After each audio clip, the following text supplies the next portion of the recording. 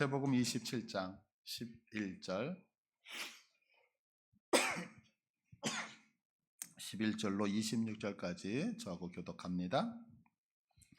예수께서 총독 앞에 섰음에 총독이 물어 이르되 내가 유대인의 왕이냐? 예수께서 대답하시되 내 말이 옳도다 하시고 대제사장들과 장로들에게 고발을 당하되 아무 대답도 아니하시는지라. 이에 빌라도가 이르되 그들이 너를 쳐서 얼마나 많은 것으로 증언하는지 듣지 못하느냐 하되 한마디도 대답하지 아니하시니 총독이 크게 놀라워하더라. 명절이 되면 총독이 무리의 청원대로 죄수 한 사람을 놓아주는 전례가 있더니 그때에 바라바라 하는 유명한 죄수가 있는데 그들이 모였을 때 빌라도가 물어 이르되 너희는 내가 누구를 너희에게 놓아주기를 원하느냐 바라바냐 그리스도라 하는 예수냐 하니 이는 그가 그들의 시기로 예수를 넘겨준 줄 알미더라. 총독이 재판석에 앉았을 때에 그의 아내가 사람을 보내 이르되 저 옳은 사람에게 아무 상관도 하지 마옵소서 오늘 꿈에 내가 그 사람으로 인하여 애를 많이 태웠나이다 하더라. 대제사장들과 장로들이 무리를 권하여 바라바를 달라 하게 하고 예수를 죽이자 하게 하였더니 총독이 대답하여 이르되 둘 중에 누구를 너희에게 놓아주기를 원하느냐 이르되 바라바로소이다. 빌라도가 이르되 그러면 그리스도라 하는 예수를 내가 어떻게 하랴? 그들이 다 이르되 십자가에 못 박혀야 하겠나이다. 빌라도가 이르되 어찌미냐 무슨 악한 일을 하였느냐 그들이 더욱 소리질러 이르되 십자가에 못 박혀야 하겠나이다 하는지라. 빌라도가 아무 성과도 없이 도리어 밀란이 나려는 것을 보고 물을 가져다가 무리 앞에서 손을 씻으며 이르되 이 사람의 피에 대하여 나는 무죄하다 너희가 당하라. 백성이 다 대답하여 이르되 그 피를 우리와 우리 자손에게 돌릴지어다 하거늘. 이에 바라바는 그들에게 놓아주고 예수는 채찍질하고 십자가에 못 박히게 넘겨주니라. 아멘. 갑자기 11월에 고난 주간에 보통 하는 말씀을 우리가 이제 성경 지금 목록대로 쭉 가고 있기 때문에 그런 거예요. 1년이 지나면 거의 일독 그저 성경 전체를 다 확인을 할 것 같은데요. 예수님은 이제 목요일 밤에 잡히셨어요. 그리고 나서 세 번의 신문을 당하시죠. 첫 번째는 대제사장 안나스에게 신문을 당하시고요. 두 번째는 그 안나스의 사위였던 가야바 그리고 사내들인 공의회에서 이제 재판을 받으세요. 그리고 세 번째는 오늘의 본문이 시작되고 있는 것처럼 로마의 빌라도 총독에게 보내져서 이제 예수님이 심판을 당하게 신문을 당하게 되어지죠. 근데 이 예수님 당시에 이제 유대와 사마리아 지역은요 대헤롯의 아들이었던 헤롯 아켈라오가 다스리고 있었어요. 근데 이 헤롯 아켈라오가 정말 악했던 것 같아요. 막 사람의 목숨을 그래서 뭐 어떤 경우에는 십자가에 3,000명씩 막 처형시키고 이러거든요. 그러다 보니까 이 폭정 그리고 이 무능함 때문에 밀란이 상당히 많이 일어나게 되어져요. 그래서 이제 결국에 로마에서는 황제가 총독을 보냄을 통해서 이 사마리아와 유대 지역을 통치하고 다스리게 했던 거죠. 그래서 이제 빌라도는요 유대의 5번째 총독으로 부임을 해서 10년을 재위하는데요. 26년 AD 26년서부터 36년 그러니까 예수님의 그 공생의 사역 그때 이제 빌라도가 재임을 하게 되어지죠. 근데 이제 원래 총독은 어디에 사냐면 예루살렘에 살았던 것이 아니고 저 북쪽에 있는 갈릴리 호수가 있는 그 위에 헐몬산 있죠. 그 헐몬산 바로 밑에 그 가이사라 빌립보라고 하는 지역이 있어요. 그래서 가이사라는 가이사의 그 도시를 만든 거예요. 그 빌립보 지역에서 보통 살게 되어지는데 지금 이제 6월절에 전 세계 디아스포라가 다 유대 땅으로 돌아오게 되잖아요. 그러니까 이들을 쳐다보면서 유대인들이 많이 모였을 때 혹시 밀란이 일어나지 않을까라는 염려와 근심 걱정 때문에 그 가이사르 빌립보에 있다가 예루살렘에 내려왔던 거예요. 그렇게 내려와서 잠시 임시 거처하고 있을 때에 예수님을 이제 백성들이 데리고 와서 이렇게 재판이 이루어지는 거예요. 그러다 보니까 지금 빌라도의 관심은 오직 하나밖에 없어요. 그가 지금 왜 내려왔어요? 이 예루살렘에 밀란이 일어날까 말까 이거 하나. 그러다 보니까 이 밀란이 일어나면 모든 책임을 다 져야 되죠. 그러니까 지금 이 6월절 기간에 빌라도는 긴장하죠. 왜? 밀란이 일어나면 안 되기 때문에. 그래서 이런 의도를 가지고서 예수님께 던졌던 질문이 바로 오늘 본문 11절인 거예요.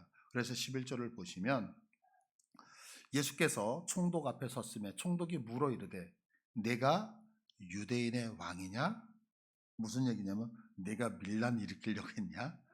네가 지금 집회 일으키려고 했냐? 이런 질문을 갖고 의도를 하는 거예요. 그래서 유대인의 왕이냐? 그러니까 예수께서 대답하시되 내 말이 옳도다라고 얘기해요. 그러면 지금 예수님께서 내 말이 옳다 그러면 맞아, 네가 얘기한 것처럼 나 유대인의 왕이야 라고 하는 것처럼 들려요. 그러나 사실은 이 말의 의미는 지금 예수님은 어떤 정치적으로 나는 유대 땅의 왕 이런 개념으로 얘기한 게 아니라 예수님은 이 땅에 왜 오셨죠? 메시아.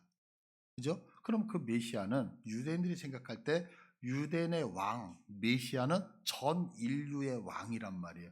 그런 개념에서 지금 예수님은 말씀하셨는데 빌라도는 자기가 신앙이 없으니까 믿음이 없으니까 네가 유대인의 왕이냐? 아 그러면 이 조그만 동네의 왕이구나 이렇게 지금 받아들이고 있는 거예요. 그러니까 전혀 지금 논점이 다른 거예요. 근데 이때 2절을 보니까 대제사장과 장로들은 예수님을 여러 가지로 고발을 했다라고 얘기해요. 근데 오늘 마태복음에는 고발의 내용이 나오지 않아요. 그렇지만 우리가 성경을 보면 마태, 마가, 누가복음을 공감복음, 공통된 관점으로 본단 말이에요. 그래서 이 성경과 병행하는 누가복음 23장 2절을 보면 고발 내용을 두 가지를 고발하고 있어요. 그 말씀이 뭐냐면 고발하여 이르되 우리가 이 사람을 보매 우리 백성을 미혹하고 가이사에게 세금 바치는 것을 금하며 세금 내지 마. 이게 첫 번째 고발 내용이었고 두 번째 자칭 왕 그리스도라 하더이다 그래요. 그런데 예수님은 이들 대제사장들 그리고 장로들이 이렇게 두 가지를 고발했을 때에 그거에 대해서 변론을 하시나요 안 하시나요? 안 하셔요. 그냥 입을 꽉 다물고 침묵을 하셔요.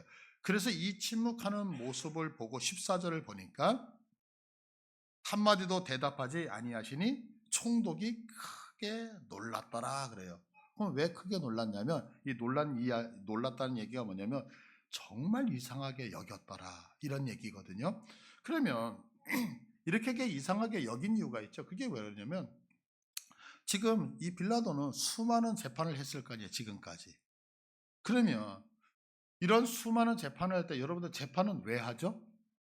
지기 위해서 해요? 이기기 위해서 해요? 재판은 당연히 이기기 위해서 하는 거 아닌가요? 그러면 지금 빌라도가 재판장이라고 하는 권한을 갖고 판결권을 갖고 있단 말이에요. 그러면 지금 저쪽의 제사장이라든가 장로들이 예수님을 고발한다면 지금 예수님의 입장에서 그 사건에 대해서 변호를 해야 될까요? 안 해야 될까요? 당연히 변호를 해야 되죠. 왜냐하면 조금 전에 확인했던 누가복음의 이 고발 내용, 너 세금 내지 말라고 했잖아. 이 말 맞나요? 틀렸나요? 이거 잘못된 거거든요. 왜냐하면 우리 지난주에 살펴봤잖아요. 마태복음 22장 21절 봐보세요. 이르되 가이사의 것이니다. 이에 이르되 그런즉 가이사의 것은 가이사에게 하나님의 것은 하나님께 바치라. 지금 예수님 가이사에게 세금 내지 말라 그랬어요? 아니요. 가이사 거 있어. 그럼 가이사에게 내라고 얘기했죠. 그러면 예수님은 적극적으로 제가 자신을 향하여서 변호할 수 있잖아요. 그리고 이 얘기 누군가 들었을 거 아니에요. 그러면 너희들 중에 내가 얘기했을 때 들었지? 증인 좀 서줘. 이러면서 적극적으로 자신을 변호해야 되는데 한마디도 안 하시고 침묵하셨다는. 그래서 빌라도가 깜짝 놀라면서 정말 이상하네 라고 기이히 여겼더라라고 말씀하고 있는 거예요. 그러면 한번 생각해 보자고요. 예수님께서는 지금 당신의 억울함이잖아요. 이거 그리고 억울함을 여러 증인이나 변명을 통하여 변론을 통해서 이것을 풀어낼 수 있음에도 불구하고 왜 예수님이 침묵하셨느냐라고 하는 거예요. 이제 우리가 일반적으로 생각을 할 때 누군가가 나에게 어떤 질문을 하는데 그거에 대해서 답변하지 않고 침묵하는 이유는 두 가지인 것 같아요. 첫 번째는 뭐냐면 그 사람 말이 맞아.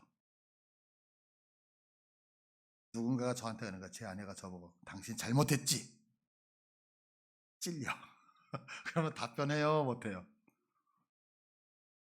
그러면 이건 뭐예요? 침묵한 그게 당신 말이 맞아. 나 잘못했어. 이거 인정하는 거예요. 이게 이제 첫 번째 침묵일 거고 두 번째는 뭐냐면 누군가 나한테 얘기를 하는데 이게 말 같지도 않은 얘기를 하는 거예요.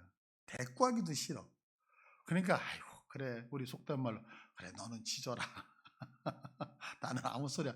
그러면서 침묵할 수 있다라고 하는 거죠. 그러면 지금 예수님께서 침묵하셨잖아요. 그러면 첫 번째, 그래, 너희들이 얘기한 것처럼 나는 죄인이야. 니네 말이 다 맞아. 그래서 침묵하셨나요? 분명 아닐 거예요. 그러면 에휴, 니네들 질문 말 같지도 않아서 그래서 안 했을 수도 있을 것 같아요. 그런데 좀 이상해요. 왜냐하면 자, 빌라도의 반응을 다시 한번 보자고요. 14절.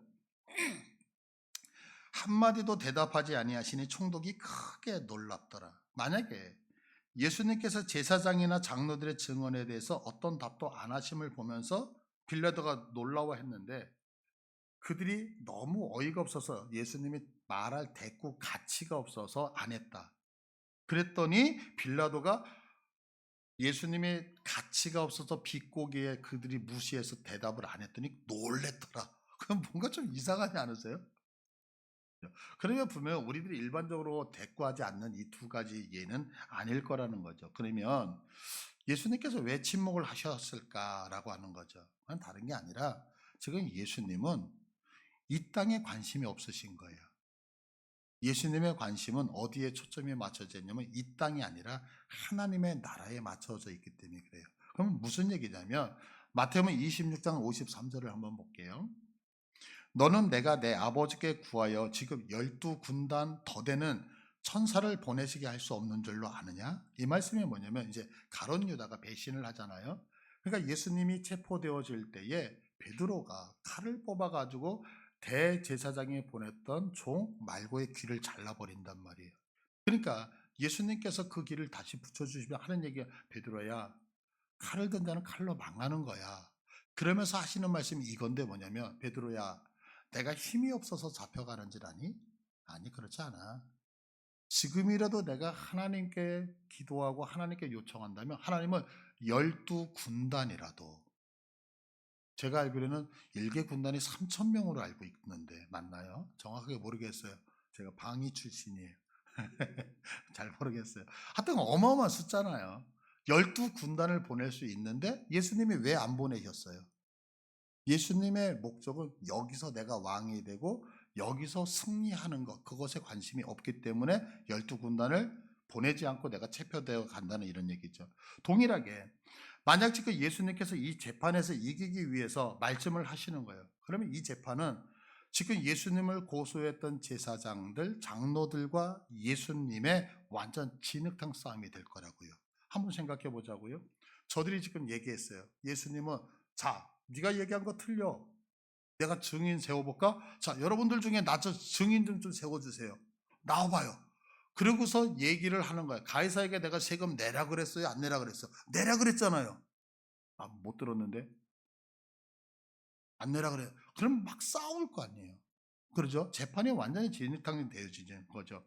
그러면 그 재판을 쳐다보고 있는 백성들은 예수님의 관심사도 결국에는 자기를 증명하기 위해서구나 라고 생각하지 않겠느냐는 거죠. 근데 예수님이 침묵을 하셔요. 그러면 예수님께서 지금까지 공생의 사역을 하시면서 계속해서 얘기했던 것이 뭐예요? 우리식으로 얘기하면 너희들 세상에 소망 없어. 이 땅에 소망 없어. 영원한 하나님의 나라에 대해서 소망을 갖고 가야 돼. 이거였잖아요. 근데 마지막 재판장 때 내가 살기 위해서 몸부림치듯이 내 자신의 변호를 했다면 사람들은 에휴, 예수도 세상에 관심과 초점이 있고 이렇게 얘기할 거예요. 그런데 침묵을 하셔요. 침묵을 하시니까 그 침묵이 뭐냐면 예수님은 뭔가 다르다. 압도되는 거예요. 그 분위기에. 왜? 당연히 이 땅에서 차지해야 되고 누려야 될 권한이 있음에도 불구하고 그걸 다 포기를 했다는 거예요. 그래서 남들과 다른 그의 재판의 모습을 보고 빌라도가 뭐라고 됐다고요? 놀랍게 여겼더라. 이렇게 얘기를 하는 거죠. 저는 이 말씀을 통해서 우리 성도님들하고 한 가지를 함께 나누고자 해요. 과연 우리들의 신앙은 시간이 지나갈수록, 시간이 흘러갈수록 아름다운 열매로 맺혀지고 있느냐라고 하는 거예요. 우리가 이제 용두삼이라고 하는 단어를 쓰잖아요. 시작은 아주 웅장하고 거창해요. 근데 이제 끝은 보잘것없이 그냥 흐지부지한 이런 상태를 용두삼이라고 얘기하잖아요. 남유다의 8번째 왕이 누구냐면 요아스 왕이에요. 요아스. 그럼 문제 드릴게요. 그의 아버지 7대, 그의 아버지는 7대 왕일까요? 아닐까요? 문제가 어렵나요? 요아스가 남유다의 몇 대 왕이라고요? 8대 왕이에요. 8대. 그러면 그의 아버지는 세습이니까 그의 아버지는 7대 왕이 돼야 되잖아요. 근데 7대 왕이 아니고 6대 왕이에요. 6대 왕 아하시아야. 그러면 왜 7대가 아니고 6대냐면 5대 왕이 누구였느냐면 할아버지가 여호람이었거든요. 근데 요 여호람 시대에 북쪽에는 누가 살고 있느냐면 우리가 잘 알고 있는 아합 왕이 살고 있었어요. 근데 이 여호람이 아합과 이세벨의 딸이었던 아달랴하고 결혼을 하게 돼요. 그래서 이 여호람이 5대 왕을 지내다가 이제 자녀를 낳았는데 그 자녀가 아하시아가 되는 거예요. 그래서 자기가 죽고 나서 자기 아들 아하시아에게 왕권을 물려줬어요. 근데 이 아하시아가 일찍 죽어요. 죽고 나니까 그의 엄마였던 아합의 딸이었던 그 아달랴가 어떻게 되냐면 자기 손주들을 전부 다 죽여버려. 다 죽여. 그리고 자기가 여왕으로 등극을 하는 거예요. 그래서 7대 왕이 되는 거예요. 그렇게 모든 자기 손주들을 죽일 때에 그 갓난 아기를 업고서 도망을 가거든요. 근데 그 갓난 아기가 누구였느냐면 8대 왕이 되는 요아스 왕이에요.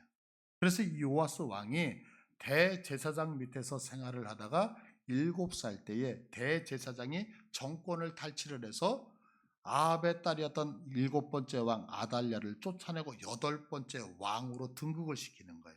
그래서 다윗의 혈통이 유지가 되어지는 거거든요. 그러면 이 요아스는 하나님의 은혜잖아요. 정말 다 죽어가는데 혼자 살았잖아요. 그래서 이 요아스가 남쪽 유다를 몇 년을 다스려요? 40년을 다스려요. 40년. 무척 오래 다스리는 거예요. 그러니까 성경에 보면 40년을 다스린 사람들이 사울, 다윗, 지금 요아스, 여로보암 이렇게 몇 명 되지 않는데 40년 동안 나라를 통치하는 거죠. 근데 이가 통치했을 때 얼마나 아름다운 일을 하나님 앞에 선한 일을 했는지 몰라요. 40년 동안 다스리면서 제일 먼저 한 게 뭐냐면 성전 보수 공사를 해요. 그래서 돈이 없잖아요. 그래서 백성들한테 세금을 내고 헌금을 내라 그래서 그 들어온 모든 헌금을 자기가 갖는 게 아니라 제사장들한테 주면서 이 돈을 가지고서 하나님의 성전을 고쳐야 돼. 그래가지고 하나님의 성전을 고치기 시작해요. 또 한 가지는 뭐냐면 예배 개혁 운동을 펼쳐요. 그래서 하나님 앞에 예배드리지 않고 우상 숭배했던 사람들을 축출하면서 하나님 앞에 예배를 잘 드릴 수 있도록 개혁 운동을 해서 너무너무 선했던 왕이에요. 그런데 시간이 흘러가면서 이제 노년으로 흘러가기 시작하면서 이가 변하기 시작해요. 어떻게 변하냐면 열왕기하 12장 17절 18절을 보시면 그때에 아람 왕 하사엘이 올라와서 가드를 쳐서 점령하고 예루살렘을 향하여 올라오고자 하므로 유다 왕 요아스가 그의 조상들 유다 왕 여호사밧과 여호람과 아하시아가 구별하여 드린 모든 성물과 자기가 구별하여 드린 성물과 여호와의 성전 곡간과 왕궁에 있는 금을 다 가져다가 아람 왕 하사엘에게 보냈더니 하사엘이 예루살렘에서 떠나갔더라. 무슨 말씀이에요? 지금 여호사밧, 여호람, 아히야는 할아버지, 그 위에 할아버지, 할아버지. 이 할아버지들이 뭐 했느냐면 하나님 앞에 구별하여 드렸던 성물들. 그런데 거기서 끝나지 않아요. 이 사람이 착했다 그랬잖아요. 그래서 자기가 하나님 앞에 구별해서 드렸던 성물들. 그리고 성전, 지금 솔로몬 성전이잖아요. 나라 아직 안 망했어요. 솔로몬 성전에 금으로 다 도배되어 있었다 그랬죠. 그 도배되어지던 모든 금. 그런데 아람, 오늘날의 시리아에 하사엘이 쳐들어왔어요. 그러면 여러분들 조금 전에 지금 이 요아스가 성전도 다시 재건을 하고 예배도 회복했다면 어려움과 고통이 오면 우리 같으면 특별 새벽 예배 하잖아요. 40일 철야 들어가잖아요, 우리는. 그런데 오늘 성경에 그런 얘기가 한마디도 없고 뭐 했어요? 우리 할아버지가 드린 모든 성물 다 가져와. 야, 성전에 있는 금 다 베껴. 그래가지고 돈을 왕창 해다가 하사엘에게 뇌물로 갖다 바치면서 우리 좀 도와줘. 뭔가 이상하지 않으세요? 철저하게 인본주의로 바뀌어버리죠. 그래서 20절을 보면 다 같이 읽을게요. 시작. 요아스의 신복들이 일어나 반역하여 신라로 내려가는 길가의 밀로 궁에서 그를 죽였고. 그러니까 정말 하나님을 사랑했던 사람인데 마치 용두사미와 같이 성전도 보수하고 예배도 보수하고 우리 하나님 잘 섬기자. 근데 말년은 어때요? 말년은 그 모든 거 모두어서 갖다가 팔아서 나라를 존속시키는. 우리가 너무나도 잘 알고 있는 솔로몬 어떻습니까? 솔로몬 성전 아름답게 지었어요. 1,000번째 하나님 앞에 드리잖아요. 그런데 그의 말년을 보면 하나님 앞에 믿음으로 살아요? 하나님을 배반하며 살아요? 아마 이스라엘 역사에서 가장 많은 우상이 들어오는 것은 솔로몬 시대거든요. 왜요? 1,000명의 여인을 아내로 삼으면서 그들이 섬겼던 모든 신들을 다 받아들인다고요. 용두사미와 같이. 분명 처음의 시작도 아름다웠던 것 같아요. 그러나 더 중요한 것은 시간이 흐르면서 점점 더 아름다운 열매를 맺는 신앙이 돼야 되는데 그러지 못했다라고 하는 거죠. 반면에 베드로는요, 예수님이 잡혀갈 때에 칼을 뽑아가지고 제사장 그 종의 말고의 귀를 잘랐던 사람이에요. 여러분들 여기 손가락 있는데 손가락을 자른다. 이건 대단한 거예요.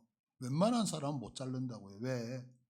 우리 피 같은 거 보면 이렇게 막 기쁘죠.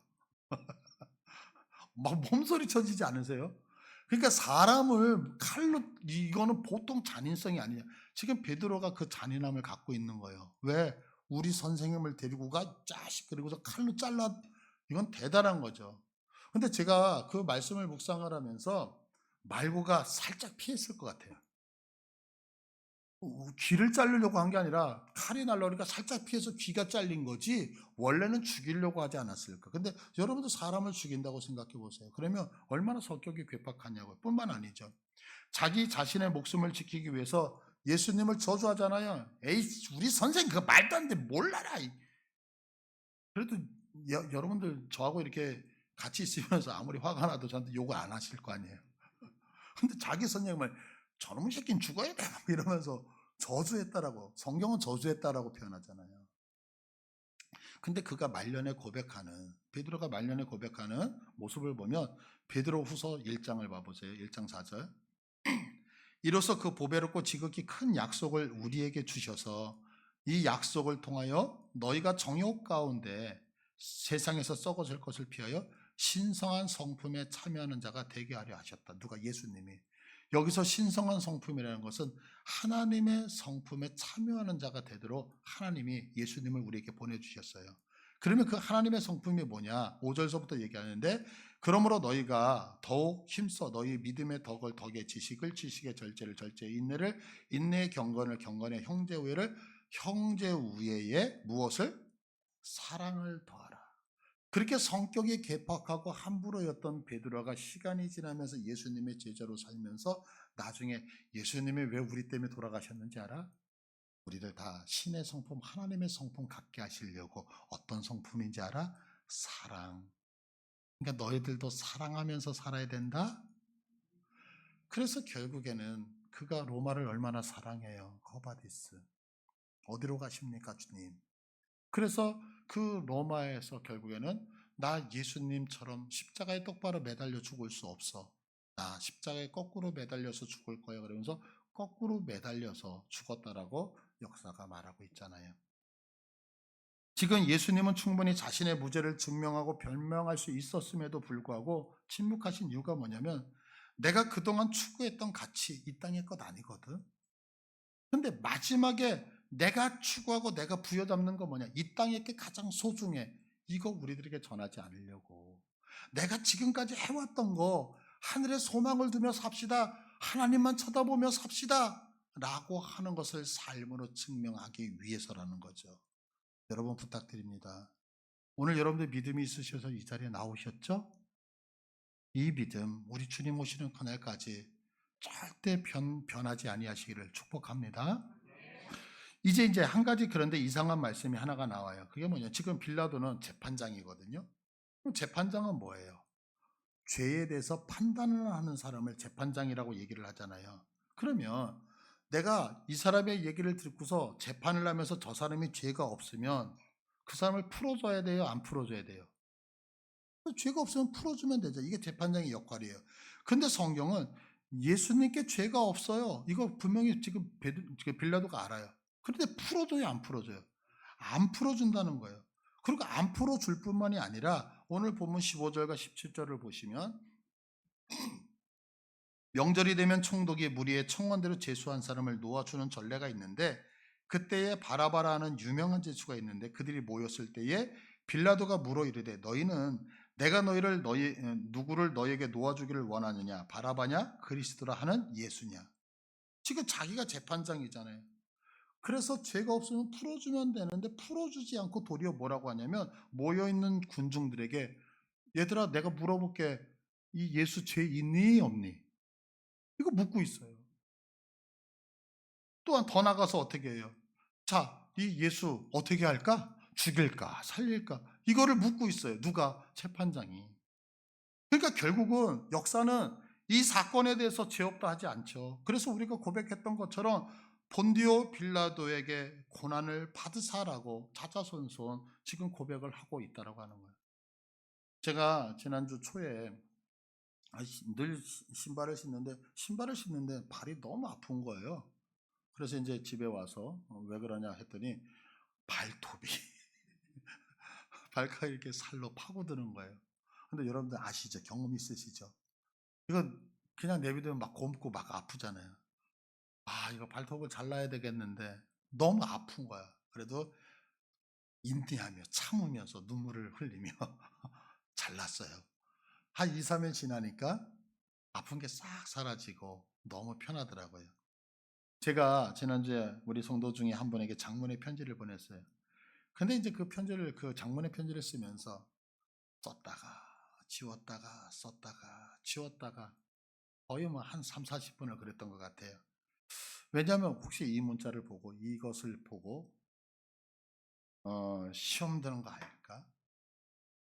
그러니까 염려가 되고 근심이 되고 그러면서도 뭔가는 알려는 드려야 되겠고 그래가지고 망설이고 그래서 몇 번씩 망설이다가 썼다 지웠다를 반복하다가 결국에는 문자를 보내게 되어졌어요. 근데 너무 감사하게도 잘 극복하신 것 같아서 너무너무 감사해요. 고맙습니다.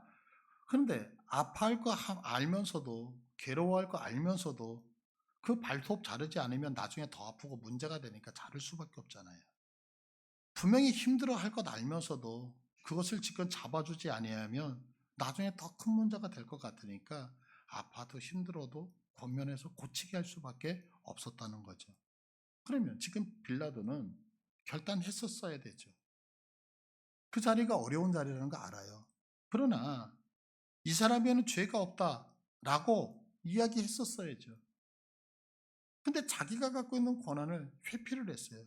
그래서 오늘 성경을 한번 봐보세요. 27장 19절을 보시면 총독이 재판석에 앉았을 때에 그의 아내가 사람을 보내어 이르되 저 옳은 사람에게 아무 상관도 하지 마옵소서. 오늘 꿈에 내가 그 사람으로 인한 애를 많이 태웠나이다. 여기서 애를 태웠다 할 때 애라고 하는 단어가 뭐냐면 어떤 외부의 힘이 내게 찾아와서 나를 너무너무 괴롭혔습니다. 여러분들 이거 간단한 말씀이라고 생각 아니요. 지금 우리 예배당에 몇 명 예배 드릴까요? 여자들은 수위 안 들어가요. 이 당시 그죠? 여성들이 100명이고 1000명이면 뭐예요? 그곳에 모인 사람은 누구밖에 없더라? 나 하나밖에 없더라. 이게 성경의 카운트 부분이잖아요. 그런데 지금 이 여인이 수에도 안 들어가는 이 아내가 공식적인 재판 자리잖아요. 근데 재판 자리에 아내가 사람을 보냈다라고 하는 것은 이건 정말 특별한 거죠. 그렇게 보내서 하는 얘기가 뭐냐면 여보 내가 어젯밤에 너무너무 괴로워서 누군가가 외부의 힘이 나를 애태우면서 저 예수 죄 없으니까 절대로 저에게 판결하면 안 된다라고 얘기를 했다라고 하는 거예요. 우리 지난번에 말씀 배웠잖아요. 가론 유다에 대해서 이야기할 때 하나님의 뜻은 본래와 있고 델레마는 허용적 뜻이다. 근데 그 허용적 뜻 안에서 내가 하나님이 빌라도 너는 반드시 판결해서 예수님을 십자가에 못 박아야 돼 이거 아니라고 그랬잖아요. 내가 의지를 가지고 판결 안 할 수 있잖아요. 그러면 지금 자기의 아내가 여인이 수에도 들어가지 않는 이런 시대에 아내가 그 공적인 자리에 찾아와서 사람을 보내서 여보 판결 그렇게 하면 안 되라고 얘기를 한다는 것은 지금 하나님이 빌라도를 얼마나 사랑하시는 거예요. 왜? 빌라도야, 너 예수에게 죄 없다라고 선포해야 돼. 십자가에 못 박는다고 선포하면 돼? 안 돼? 안 된다라고 지금 하나님의 은혜를 베풀고 있는 거잖아요. 근데 지금 빌라도는 귀를 막아버렸어요. 눈을 가려버렸어요. 결국에 그 책임은 2000년이 지난 지금까지도 예배 드려지는 곳곳마다 예수님께서 빌라도에게 고난을 받으사라고 울려 퍼지고 있다는 거죠. 여러분 부탁드려요. 모든 사람이 좌할지라도요, 주님 앞에서 우할 수 있는 저와 여러분 되어지기를 축복합니다. 모든 사람이 예라고 할지라도 주님이 아니라고 말씀하시면 외롭고 힘이 들지라도 아니라라고 외칠 수 있는 저와 여러분들 되기를 축복합니다. 근데 17절을 한번 봐보세요. 17절을 보시면 그들이 모였을 때 빌라도가 물어 이르되 너희는 내가 너희를 내가 누구를 너에게 놓아주기를 원하느냐? 바라바냐 그리스도라 하는 예수가 아니. 지금 빌라도의 질문이잖아요. 자, 너희들 누굴 놓아주기를 원하니? 여기 바라바 있어. 여기 예수라고 이야기하는 그리스도가 있어. 누구야? 이렇게 얘기해요. 근데 이 말이 우리나라 성경에는 없어요. 빠져있는 문구가 하나가 있어요. 그게 뭐냐면 원래 바라바의 이름은 풀네임이 뭐냐면 예수 바라바예요. 예수 바라바. 그러니까 지금 이 예수 바라바를 성경은 어떻게 말씀하고 있냐면 이렇게 말씀해요. 누가복음 23장 19절을 보시면 이 바라바는 예수 바라바는 성중에서 일어난 밀란과 살인으로 말미암아 옥에 갇힌 자더라. 그러면 우리가 일반적으로 생각할 때 이 바라바를 생각할 때 바라바가 강도, 나쁜 놈 이렇게 생각하지만 그게 아니에요. 보세요. 성중에서 일어난 밀란. 그러면 밀란이라고 하는 게 뭐예요? 백성들을 데리고서 의적 활동을 했다는 거예요. 우리식으로 얘기하면 독립투사예요. 독립투사. 왜? 지금은 누구에게? 이 유대 땅이 로마 사람들한테 점령당해 있잖아요. 그러니까 지금 바라바는 민중 백성들을 데리고서 독립운동을 했던 사람이에요. 자, 그러면 여러분들 이미지가 전혀 달라지죠? 독립운동가, 나쁜 사람이에요? 좋은 사람이에요? 그러면 김자진 장군이 청산리에서 싸워요. 저쪽에 일본군이 와가지고 와 싸우는데 사람 죽이면 안 되니까 내가 참아야지. 이거 말 돼요 안 돼요? 그러면 지금 여기서 살인으로 말미암아 그랬더니 밀란을 일으키고 살인을 했다는 얘기는 내가 내 힘을 과시하기 위해서 강도짓하기 위해서 살인한 거예요? 아니면 독립운동을 하다가 로마 사람을 죽였다는 거예요? 그죠? 그러니까 백성들에게 있어서는 바라바는 나쁜 강도가 아니라 영웅이라고요. 우리로 따지면 김자진 장군이나 안중근 의사와 같이 유관순 누님처럼 좋은 분이란 말이에요 지금. 그러면 보세요. 지금 이 얘기를 하는 거예요. 빌라도가 백성들에게 묻는 의도가 뭐냐면 너희는 바라바 예수를 원하냐 메시아 예수를 원하냐 그 둘 중에 하나를 택하라는 거예요. 자, 그러면 여기에는 어떤 의도가 있을까요? 바라바 예수. 그러면 바라바 예수는 뭐였던 사람이냐면 로마가 유대 땅을 침범하여서 내가 식민지로 사는데 그 로마로부터 나를 해방시켜서 로마로부터 나를 구원하기 위해서 이 땅에서 독립군과 같이 행했던 사람이잖아요. 그러면 지금 이 빌라도의 얘기는 뭐냐면 너희는 로마로부터 너희를 해방시켜 줄 바나바, 너희를 식민지에서 해방시켜 줄 예수 바라바, 너희를 행복으로 이끌어 줄 예수 바라바, 너희들에게 물질을 주고 자유를 주고 평화를 줄 수 있는 예수 바라바를 택할 것이냐, 아니면 너희는 죄를 해방시켜서 하나님의 나라에 우리를 데리고 가실 수 있는 메시아 예수 그리스도를 택할 것이냐, 지금 이 질문을 던지고 있는 거거든요. 그런데 백성들은 어떻게 되어졌어요? 저와 여러분, 지금 이 2000년 전에 던져졌던 이 질문을 우리 주님은 우리에게 할 수 있다는 거죠. 이 땅에서 행복하게 살 수 있는 예수 바라바, 물질을 택할 것인가? 이 땅에서 내가 안위하면서 행복을 추구하고 어떤 형통을 추구할 수 있는 예수 바라바를 택할 것이냐? 아니면 어렵고 힘들지라도 우리를 죄 가운데서 구원하시고 하나님께로 인도하는 예수 그리스도를 택하실 것이냐? 여러분 누구를 택하시겠습니까?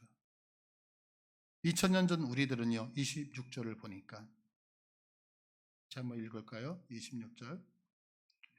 이에 바라바는 그들에게 놓아주고 예수는 채찍질하고 십자가에 못 박히게 넘겨주니라. 2000년 전에 우리들은 나는 죄에서, 그래서 하나님의 나라에 가는 것보다는 나는 이 땅에서 행복을 추구하며 이 땅에서 호의호식하며 사는 쪽을 택하겠습니다. 그래서 바라바 예수를 택하고 그리스도 예수를 저버리고 십자가에 버렸다는 거예요. 다시 저는 이 질문을 여러분들에게 드리고 싶어요. 이 땅에서 행복하게 우리를 살게 할 수 있는 예수 바라바를 택하시겠습니까? 아니면 우리의 모든 죄를 짊어지시고 그래서 마침내 하나님 앞에 인도해서 영원한 나라를 주시겠다라고 하는 우리 하나님 앞에 인도하는 예수 그리스도를 택하시겠습니까? 이 결정 앞에 여러분들 다시 한번 답하시기를 축복합니다. 우리 다 같이 일어나셔서